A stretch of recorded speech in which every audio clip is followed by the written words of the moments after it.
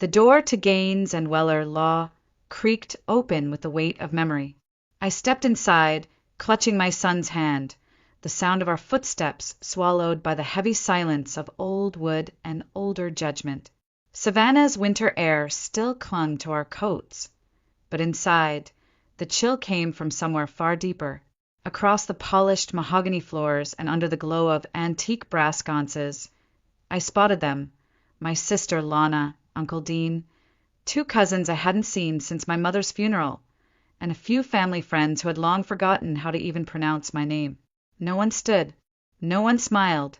Just eyes. Cold. Measuring. Dismissing.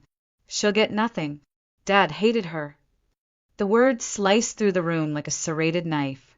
Lana hadn't even waited for the lawyer to sit down. She said it with a smirk, her voice high and clear, as if it were a toast at a celebration.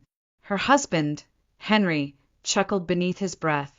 Uncle Dean didn't even try to hide the smirk on his leathery face. I didn't respond. I just squeezed Noah's hand tighter. His small fingers responded instantly, curling back around mine. He was only 10, but in that moment he was the only solid thing I had left in the world. Lana looked flawless as always.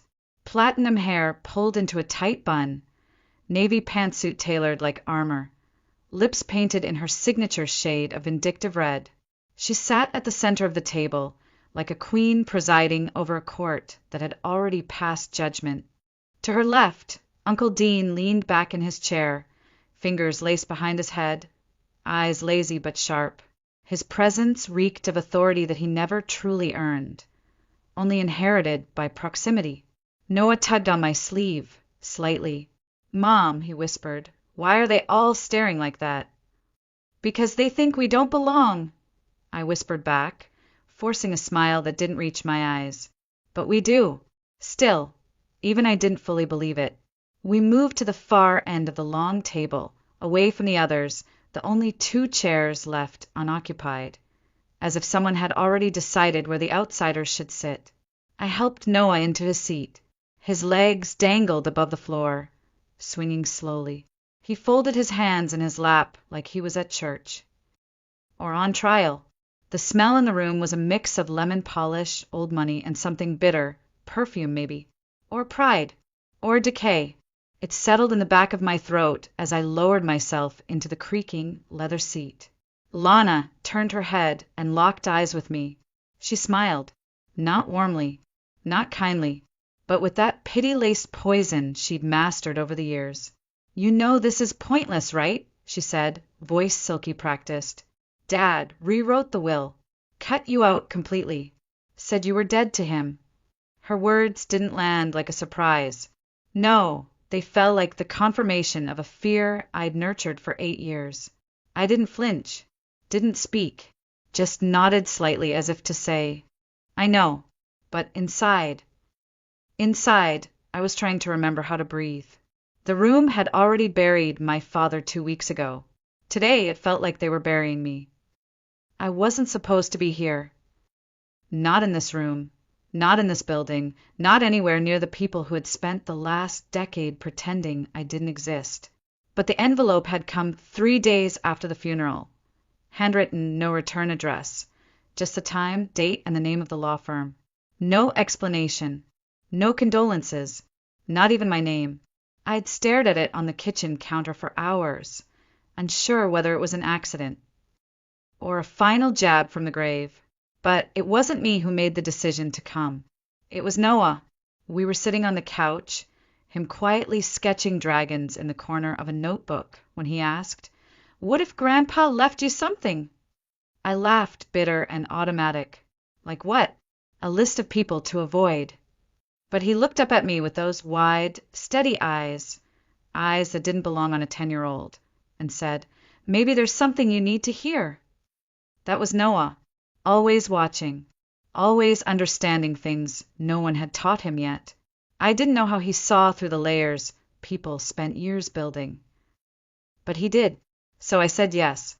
I dug out the black dress I hadn't worn since my mother's funeral, ironed it in silence, and helped Noah button up the little collared shirt he'd picked out himself. As I braided his hair, my hands trembled so badly I had to start over twice. He didn't ask why. He just said, "You look beautiful, Mom." And somehow, that was enough to make me walk through that door today. 8 years. That's how long it had been since I last stood in a room with any of them. Since I had packed 2 suitcases, a diaper bag, and walked out of my father's house with Noah on my hip and my name dragged through the dirt. They never asked why. They didn't ask why I left a husband who punched holes in the walls. They didn't ask what it felt like to hold a screaming toddler in a locked bathroom while your husband pounded on the door. They didn't ask what it cost to walk away from a life that looked perfect on paper just to protect something no one else could see. Instead, they labeled me a quitter, a disgrace, a daughter who couldn't handle real life, the girl who abandoned her family. My father, Franklin Moore, didn't speak to me for 5 years after I left. Not a single call, not a single text. And when I brought Noah to his porch one autumn evening, hoping maybe time had softened something, he opened the door, looked at me like a stranger, and shut it without saying a word. Uncle Dean didn't help. He always parroted my father's old world code. Family doesn't quit. Blood is loyalty. He said it at every reunion, every holiday, every Sunday dinner. And Lana, oh, she took those words and turned them into gospel, into performance. She was the one who stayed, the one who cooked for Dad, cleaned for him, took pictures holding his hand at the hospital and posted them with captions like, "Cherish every moment." She wasn't trying to help him. She was building her legacy. And I was the ghost they never spoke of. So I built something else. Quiet, small, real. A home with just me and Noah. A life with less money but more love. I didn't have time for revenge or explanations or even grief. Just 100 tiny victories. Learning to change my own oil, packing school lunches with smiley faces, laughing at cartoons with Noah on Saturday mornings.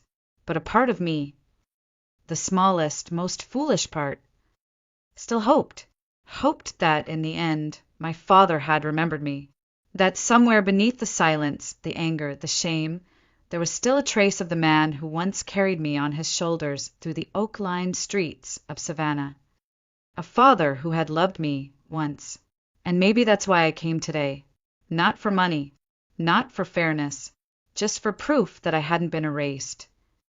The room settled into an expectant hush as the door opened again and Mr. Gaines entered, gray suit pressed sharp as ever, his briefcase clutched like a weapon. He had always reminded me of an aging falcon, precise, unreadable, with a gaze that never softened. Even now, with my father gone, Mr. Gaines moved with the kind of careful authority that said this was routine. Just another will, just another fractured family. He gave a short nod, then took his seat at the head of the table, directly across from Lana. "Thank you all for coming," he said, voice low but clear. "As executor of Mr. Franklin Moore's estate, I'm here to read the terms of his final will, updated 6 months ago and signed in the presence of 2 witnesses." Lana straightened her spine. Uncle Dean leaned forward, elbows on the table. I stayed where I was, at the far end, invisible by design. The reading began with the usual formalities. Name, date, declarations of mental clarity. I barely heard them. My mind buzzed with white noise. My eyes were fixed on a scratch in the polished wood near my elbow, spiraling like a maze with no exit. Then came the bequests. To my daughter Lana Whitmore, I leave the primary residence at 812 Gardenia Street and all its contents. Lana didn't flinch. Her expression didn't change. But I saw the flicker of satisfaction in her eyes, like a spark behind frosted glass. Henry squeezed her knee under the table. To my brother, Dean Moore, I leave full ownership of Moore and Moore Holdings, along with all assets held under that entity. Dean nodded slowly, as if he'd been expecting nothing less. To my grandson Tyler, I leave the collection of vintage watches and antique firearms. Tyler, a cousin I hadn't spoken to in over a decade, grinned, and leaned back like he'd just hit the jackpot. The list went on: jewelry, art, a summer cottage in Hilton Head. Every name read aloud sounded like a nail in my coffin. And then finally it came. And as previously declared, Mr. Gaines said, his tone dropping just slightly, my daughter Evelyn Moore shall receive no portion of this estate. Silence. Total. Like the world held its breath, just to watch me crack. I didn't blink. I didn't move. But my body, it screamed. My spine tensed, my stomach clenched. My jaw tightened until pain bloomed beneath my ears. Across the table, Lana let out the faintest breath, like someone suppressing a laugh. Dean shook his head and muttered something about loyalty. Noah's small hand slid into mine under the table. I hadn't realized I'd curled my fingers into fists. His touch was warm, solid, my anchor, but even that couldn't stop the sting. I had come here with no expectations, but hearing it out loud, seeing the finality of it, was a wound I hadn't prepared for. I stared down at the grain of the wood again. The patterns blurred, twisted. All I could think was, why did I come? What did I think I'd find here? The lawyer continued, voice now just a distant hum as he moved on to minor assets and disclaimers. No one looked at me. No one needed to. My erasure had been written, notarized, sealed in ink. Lana leaned slightly toward Henry and whispered something I couldn't hear. He smirked. Dean chuckled under his breath. And I sat there, a living ghost in a room of vultures. Until Noah let go of my hand, straightened in his seat, and calmly, clearly said, You forgot the video. For a heartbeat, I thought I'd imagined it. The room was mid-shuffle. Papers rustling, chairs creaking, Lana reaching for her designer tote, already preparing to celebrate her inheritance over wine and smirks. And then, those 7 words. You forgot the video Grandpa gave you. Noah's voice wasn't loud. It didn't need to be. It landed with a weight that silenced every movement in the room. Lana froze, her hand still midair over her bag. Dean tilted his head like he hadn't heard correctly. Even Mr. Gaines looked up, blinking behind his glasses. I turned to Noah slowly, confused, my brain still reeling from the line about me receiving nothing. What video? I whispered, barely above breath. But Noah wasn't looking at me. He was looking straight ahead, his posture perfect, his eyes locked on Mr. Gaines with a quiet determination that didn't belong to a child. From his small backpack, he pulled out a white envelope. It was slightly crumpled, worn at the corners, but clearly marked in bold, unmistakable handwriting, for Mr. Gaines, only if things turn ugly. My breath caught. The handwriting was my father's. I would have recognized those blocky capital letters anywhere. My heart began to hammer, so loudly I was sure the entire table could hear it. Noah held the envelope out across the table with both hands, steady as stone. I was supposed to give it to you if people were mean to my mom, he said plainly, like he was reciting instructions for a school project. Mr. Gaines took the envelope carefully, his face suddenly unreadable. The room leaned in, figuratively and literally. Lana was squinting now, clearly trying to make sense of the words on the front. Dean shifted in his chair, suddenly less smug. When did he give you this? I managed, my voice cracking. Noah glanced at me. The day we visited Grandpa. Just me and him. You were at work. He told me it was important. Told me to keep it safe. I blinked hard, trying to summon the memory. I remembered that day. Noah had begged to go with our neighbor to drop off soup at my father's house. I hadn't thought much of it. I didn't even know they'd spoken. Now I understood why he'd been quiet the whole drive home. Why he'd clutched his backpack to his chest like it held something sacred. Mr. Gaines cleared his throat. I recognized the handwriting and the phrasing. He pulled out the contents, a small USB drive and a folded sheet of paper. For a moment he just stared at them. Then, slowly, he read the note to himself. His brow furrowed, his lips pressed together. A flicker of emotion, surprise, maybe even guilt, passed through his usually impassive face. He looked up, eyes scanning the room before landing on me. "There is a video message," he said carefully, "from Franklin Moore, recorded prior to the final draft of the will, but submitted with instructions to be played only if." Things became contentious. Lana snorted. "This is ridiculous. He didn't tell me anything about a video." Dean leaned forward, voice harsher now. "We don't know what's even on that thing. Could be fake." "Mr." Gaines held up a hand. "It's time-stamped, authenticated. I witnessed the signature. And per Mr. Moore's written request. I am legally obligated to play it." He rose, walked to the side table, and retrieved a slim black laptop from his briefcase. The air in the room shifted, thickened. I could feel the tension like static before a storm. He inserted the USB. The screen blinked to life. A black screen. One word appeared, play. Noah didn't look nervous. He just sat back, eyes forward, waiting. I, on the other hand, was trembling. My fingers dug into the arms of the chair. My chest rose and fell in shallow bursts. What was on that video? Why now? What had my father left behind? "Mr." Gaines pressed the spacebar. And the screen went black. Then Franklin Moore appeared. The screen flickered, then steadied. And there he was, Franklin Moore, thinner than I remembered, paler. His once imposing shoulders had softened under a navy blue sweater, the one I'd given him for his 68th birthday, the last gift I ever sent. I hadn't known if he'd even opened the box. But here he was, wearing it. That alone knocked the breath out of me. He sat at his old desk, the same worn oak with the brass corners. Behind him, the antique globe we used to spin as kids still sat in its corner, unchanged, like a relic from a better version of this family. He folded his hands in front of him. Then, with a quiet breath, he looked straight into the camera. "Hi, Evelyn." The words hit like a wave. I gripped the arms of my chair so hard I thought they might splinter.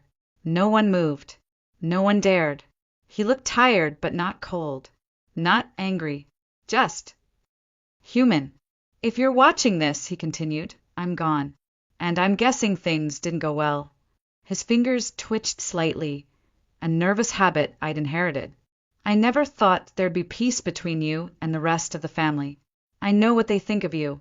Hell, I know what I said about you." He paused, eyes cast downward. When he looked back up, something had shifted. His voice was lower, slower. He wasn't reading from anything. These were his own words. I was wrong. 3 words I had never thought I'd hear in my life. "I believed Lana," he said. "I believed Dean.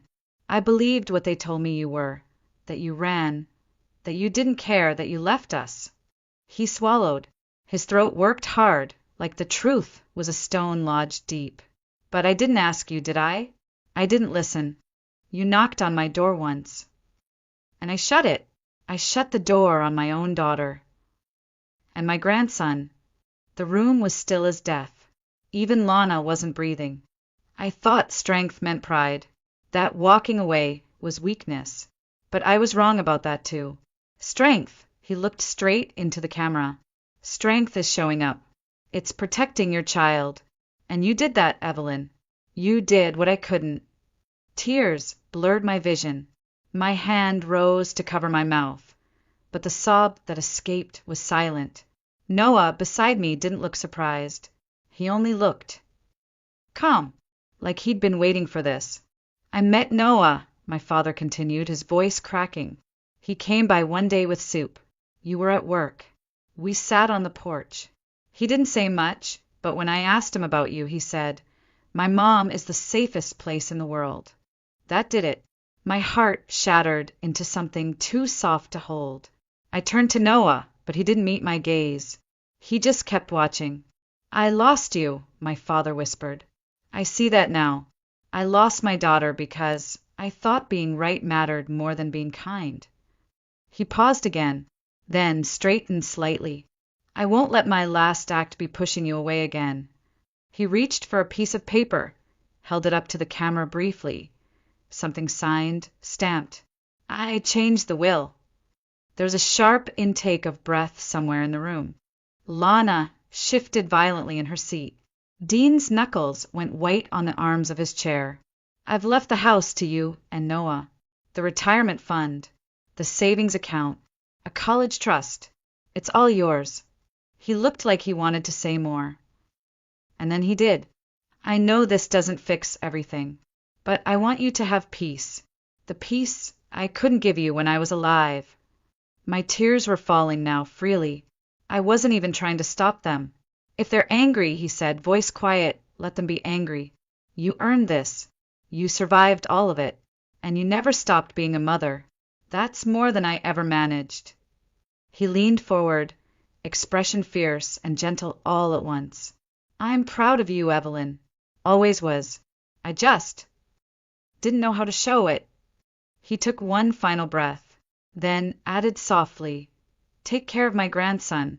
Tell him, thank you. The screen faded to black. There was no music, no transition, just silence. Holy, irreversible silence. No one moved. No one even blinked.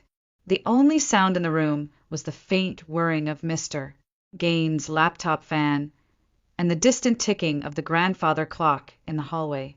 The kind of silence that doesn't just fill a room, it presses down on everyone inside like a second atmosphere. I sat frozen, hand over my mouth, tears cooling on my cheeks, and my father's voice still echoing through the hollow spaces he'd left behind. You earned this. I'm proud of you. Tell him thank you. Noah slipped his hand back into mine. Warm, solid, steady. My anchor once again. Across the table, Lana stood up so abruptly that her chair screeched across the wood floor like a scream. She grabbed her handbag with a hand that shook slightly and muttered, "This is a joke!" But her voice was too thin, too high, not convincing anyone, not even herself. Henry trailed behind her, red-faced and silent. He didn't look back. Dean stayed seated, jaw locked, eyes glued to the black screen like he could will it to change if he stared hard enough. His fingers drummed once against the table, then stopped. He looked toward Mr. Gaines as if to argue, but the lawyer simply closed the folder in front of him with quiet finality. It's all in writing, he said softly. Witnessed, notarized, filed. Mr. Moore's last recorded directive stands. Dean didn't respond. He just sat back, jaw twitching. Then, with one sharp exhale, he rose and walked out. No godbis. No grand exit. Just gone. The rest of the room followed, like falling dominoes. A few cousins offered small nods on the way out, some out of pity, maybe a few out of respect. Others couldn't even meet my eyes. And then it was just us, me, Noah, Mr. Gaines, and the empty chair where my father's voice still lingered. The lawyer cleared his throat gently. There will be some paperwork, he said, his tone stripped of its usual formality. But everything's in order. The property title, financial transfers, and trust documentation. It's all ready. Just needs your signature. I nodded, but my lips couldn't form words yet. My hands were trembling too much to hold a pen. Mr. Gaines gave me a small, genuine smile, the kind that people give when they've witnessed something holy. Then he quietly packed up his things and excused himself, leaving me and my son alone in a room that no longer rejected us. The silence that remained wasn't heavy anymore. It wasn't the kind of silence that condemns. It was soft, sacred, a silence that held space for something new. A beginning. I looked at Noah, still holding my hand, still looking at me like I was the most unshakable thing in his world. And for the first time in years, I believed it. I had walked into that room, thinking I was forgotten, erased, buried in the shadows of people who had louder voices, better seats, stronger alliances. But I walked out, not with revenge, not with bitterness, but with something far more dangerous to the people who had tried to break me. I walked out with peace. I walked out whole. And they, Lana, Dean, every single person who ever watched me disappear without protest, they had to live with the fact that I was never the weak one. They had to live with the truth. Because my father, after everything, had finally said the words I spent my whole life aching to hear. We didn't leave right away. I don't know why. Maybe it was because my legs still felt unsteady. Maybe I just wasn't ready to step back into a world that didn't know what had just happened. Or maybe I just wanted to sit in that room a little longer. The room where, for the first time in years, I didn't feel like a mistake. I loosened my grip on Noah's hand, but he didn't let go. He leaned his head gently against my shoulder, his breath steady, grounding me. And in that moment, all I could think about was how many times I had doubted myself. How many nights I had wondered if leaving had been the right thing. How many birthdays, holidays, family milestones had passed in silence. All because I had chosen safety over approval. And now, with just a few sentences, a man who had spent most of my adult life pushing me away had given me something I didn't even know I still needed. He had seen me. "I'm proud of you." 3 words. That's all. But they unraveled something inside me that I'd kept wound tight for too long. Years of blame, years of silence, years of exile, all of it cracked and gave way to something softer, something that felt like freedom. I glanced at the laptop, still sitting on the side table. The screen had gone dark again, but I could still see his face in my mind, older, smaller, but sincere. I didn't know why he'd changed. I didn't know what made him record that message, or why he gave it to Noah and not to me directly. But maybe it didn't matter. What mattered was that, in the end, he'd tried, in the only way he knew how, and that mattered more than any dollar sign or deed or document ever could. I looked down at Noah, who was now tracing a finger along the stitching in my sleeve. "Thank you," I whispered. He tilted his head up, confused. "For what?" "For being braver than me," I said, my voice thick. He smiled, not smug or proud, just quietly, like someone who'd finished a hard job and didn't need praise for it. "I just wanted you to hear him, Mom," he said simply. "You needed that." He was right. I had needed it. Not the house, not the money, not the college fund. I had needed to be seen, to be heard, to be told that what I did, what I gave up, what I fought for, wasn't invisible. And now, I wasn't. The Evelyn Moore who had walked into that office had been carrying 10 years of silence. The Evelyn who would walk out was no longer afraid of her own story. If you're still listening, maybe you know what it's like to walk into a room and feel like you don't belong. Maybe you've spent years wondering if the people who were supposed to love you ever truly saw you. Maybe you've poured yourself into being a daughter, a mother, a wife, only to be erased by silence, by cold shoulders, by rewritten stories that never asked for your side. And maybe, like me, you've lived with that weight for so long. You forgot what it feels like to breathe without it. I'm here to tell you something I wish someone had told me years ago. You are not invisible, even if they try to erase you, even if they call you a disappointment, a problem, a stranger, even if the rooms you once called home now echo with names that aren't yours. You still matter. Sometimes truth takes time. It hides. It sleeps. It waits for the right moment. But when it arrives, when it finally steps into the light, it's undeniable, it's irreversible, and it doesn't need permission. I didn't walk out of that office with a victory dance. I didn't gloat. I didn't throw anyone's cruelty back in their face. I just held my son's hand, and for the first time in years, I walked with my head high. Not because I won something, but because I no longer believed I was worthless. Because someone had finally said, "I'm proud of you." But more importantly, I had started saying it to myself. So if you're listening to this and your story feels like mine, if your voice has been ignored, your worth questioned, your love rejected, please know this. You are not alone. You are not weak. And you are not done. There's still time for the truth to rise. And when it does, you won't need to explain yourself to anyone. They'll see it in the way you stand, in the way you walk away from their cruelty without flinching, in the way you smile not out of revenge, but out of finally being free. I used to think healing meant getting back what I lost, but now I know. Healing is remembering that I never needed their permission to be whole. I just needed to stop asking for it. So if this story meant something to you, if it reminded you of who you are beneath all the silence, please share it with someone else who needs to remember too. Let them hear it. Let them feel it. Because stories like these don't spread by accident. They travel by courage, and by the quiet power of one voice finally saying, I was here, I mattered, and I always did.